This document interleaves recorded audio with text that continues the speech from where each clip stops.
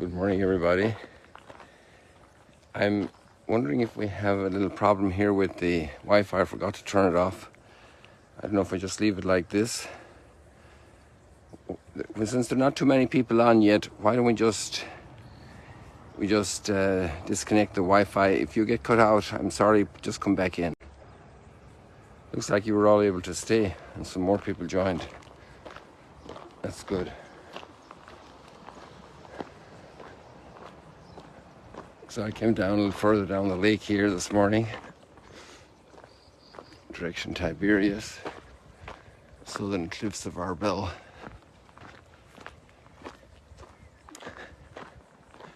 A pale morning, but incredibly inspiring readings. Just love the readings, especially the first reading, especially the first line about the mercy that gave us a new birth to a living hope.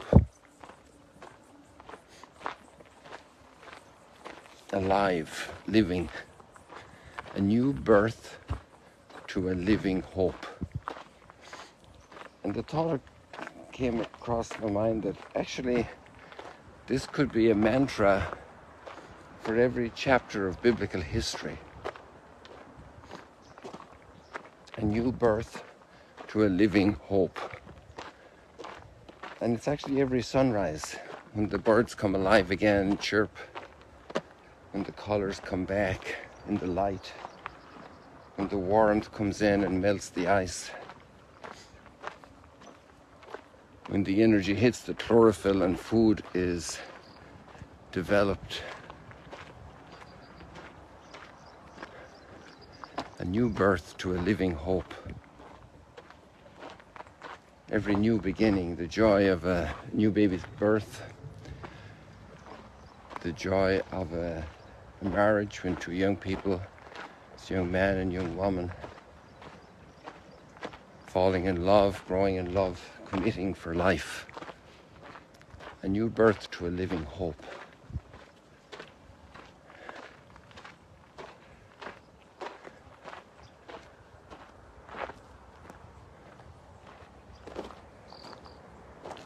New birth for a living hope. I just love it. And you think of the Exodus from Egypt, that was a new birth to a living hope. Or you go back to Abraham and Sarah and their baby, a new birth for a living hope. Something extraordinary, no matter what the difficulties are. People in their 80s without a child, still longing for a child, and a new birth for a living hope. It really captures the whole story. It captures the whole story, the story of mankind, of the human heart. And it's under the caption mercy. He revealed his mercy for a new birth for a living hope.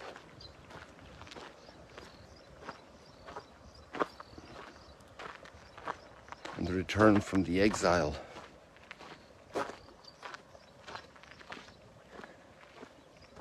And each prophet speaking the word to help the people to come out of ruts of decadence, of ruts of brokenness, ruts of just being absorbed by the material.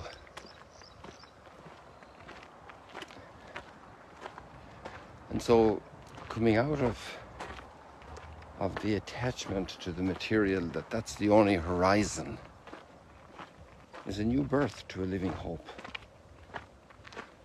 And that's the gospel story of the rich young man. He goes away sad. It's almost like this guy in his prime who has kept all the commandments, who has been very blessed materially, probably coming from a wealthy family, therefore probably having more access for leisure and culture and learning. You know, children had to go to work in factories in the Industrial Revolution, the pressure of the economy.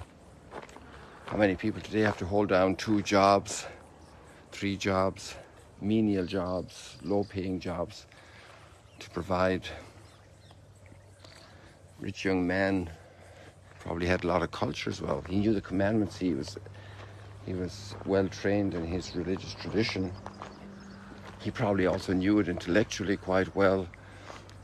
He knew that it was together. He was searching for the kingdom. He was flourishing. He was blossoming. He was like a bud ready to blossom and open and grow and bear fruit. But he went away sad because he was chained. Imagine that beautiful, two beautiful purple herons there in the sky just now.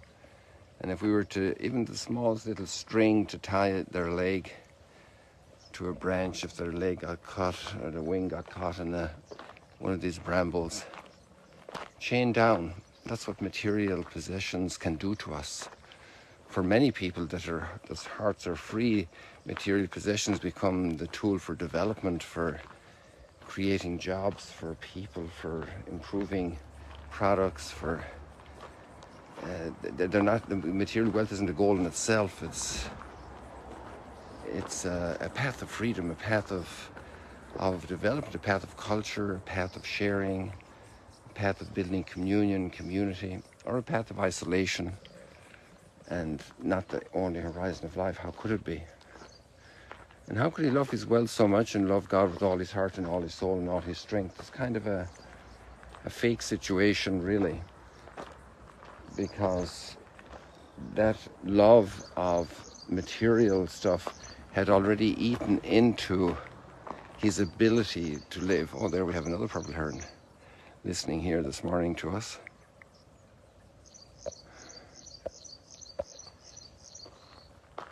And it's just amazing, you know, to see how that soul was chained down, and proclaiming at the same time that he kept all the commandments, and the first commandment, you know, to have God, your only God, not material things. How easily it is for us to be chained down and not be able to receive that mercy of a new birth for a living hope.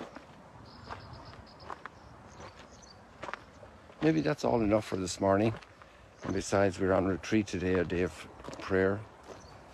And so pray for us that we'll be opening our hearts to God and becoming free of attachments, whatever they may be, to be able to respond well to all that God's mercies, offering us a new birth to a living hope.